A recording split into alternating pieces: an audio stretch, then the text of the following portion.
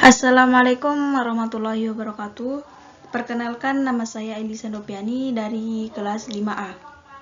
Di sini saya akan menjelaskan tentang karakteristik soal HOTS. Di mana pada bagian 1 yaitu pengertian HOTS. HOTS merupakan singkatan dari Hands Order Thinking Skill, yang artinya kemampuan berpikir tingkat tinggi. Istilah ini pertama kali muncul sebagai salah satu buah pikir seorang psikolog pendidikan Amerika, Benjamin Samuel Bloom.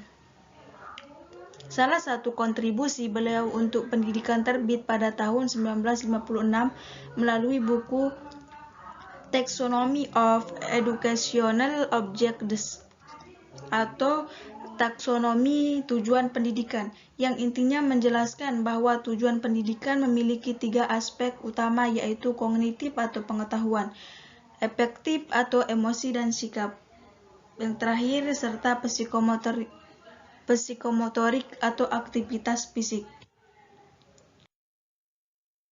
Juga merupakan sebuah konsep pendidikan yang didasarkan pada taksonomi Bloom. Taksonomi Bloom adalah kerangka yang membagi tujuan pendidikan menjadi beberapa kelompok. Berdasarkan taksonomi Bloom, dalam mempelajari suatu topik ada beberapa tingkatan kemampuan berpikir, mulai dari tingkatan rendah atau lower order thinking skill, disingkat LOTS, sampai tingkat tinggi HOTS. Dari namanya aja, pembelajaran HOTS tentunya memerlukan kemampuan berpikir lebih daripada saja. Soal HOTS merupakan instrumen pengukuran yang digunakan untuk mengukur kemampuan berpikir tingkat tinggi.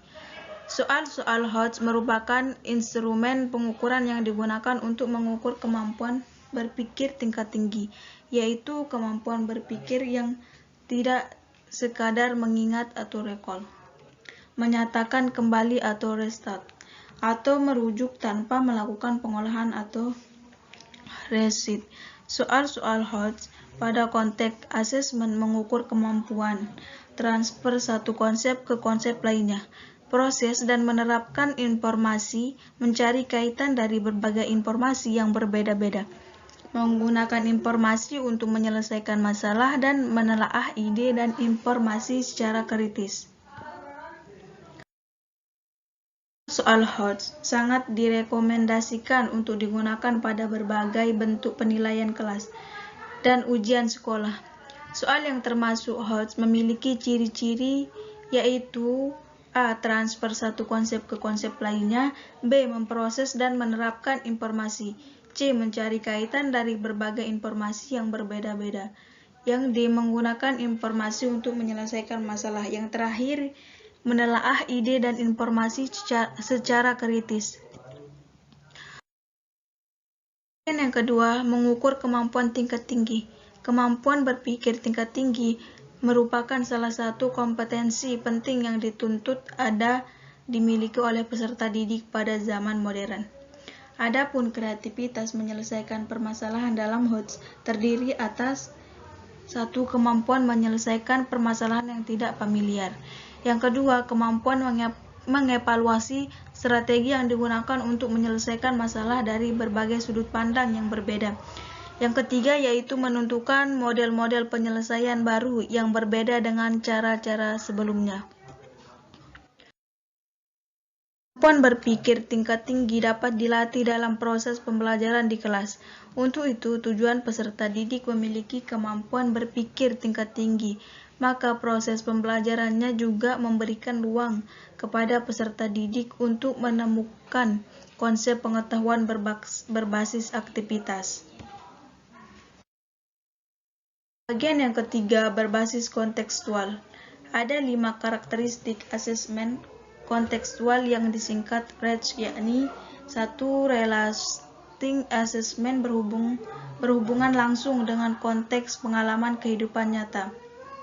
Yang kedua, experiencing ditekankan kepada penggalian atau exploration, penemuan discover, dan penciptaan atau creation. Yang ketiga, applying, menuntut kemampuan peserta didik dalam menerapkan ilmu pengetahuan yang diperoleh di dalam kelas untuk menyelesaikan masalah-masalah nyata. Yang keempat, communicating, menuntut kemampuan peserta didik mampu mengomunikasikan kesimpulan model pada kesimpulan konteks masalah. Bagian yang terakhir, transferring, menuntut kemampuan peserta didik mentransformasi konsep-konsep pengetahuan dalam kelas ke dalam situasi atau konteks baru.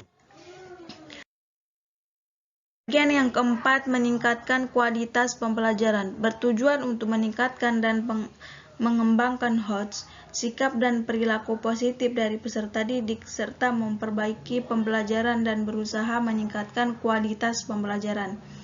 Yang kelima, ongoing, proses penilaian dapat pula terintegrasi dengan proses pembelajaran dan bersifat ongoing.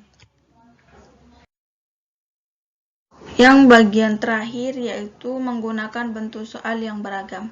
Soal beragam dimaksud agar dapat memberikan informasi yang lebih rinci dan menyeluruh tentang kemampuan peserta tes, dapat menjamin prinsip objektif dan dapat menggambarkan kemampuan peserta didik sesuai dengan keadaan yang sesungguhnya.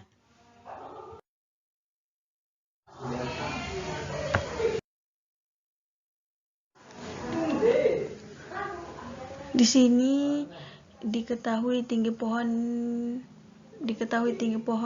yaitu 8 meter dan bayangan pohonnya itu 10 meter. Terus bayangan gedung itu 15 meter.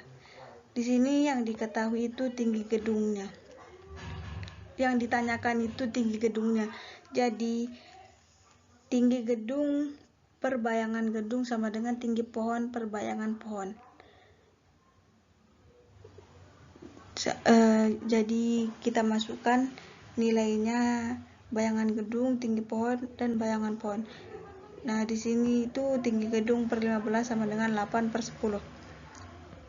Jadi 10 kali tinggi gedung sama dengan 8 kali 15. 10 kali tinggi gedung sama dengan 150. 8 kali 15 yaitu hasilnya itu 120. Tinggi gedung sama dengan 120 per 10. Dari mana kita dapat 10? Dari yang pindah ruas 10 itu jadinya 120 per 10. Jadi tinggi gedung sama dengan 12 meter. 120 per 10 yaitu hasilnya 12 meter. Jadi tinggi gedung itu sama dengan 12 meter.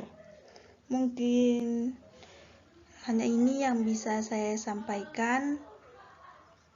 Kurang lebihnya mohon dimaafkan. Wassalamualaikum warahmatullahi wabarakatuh.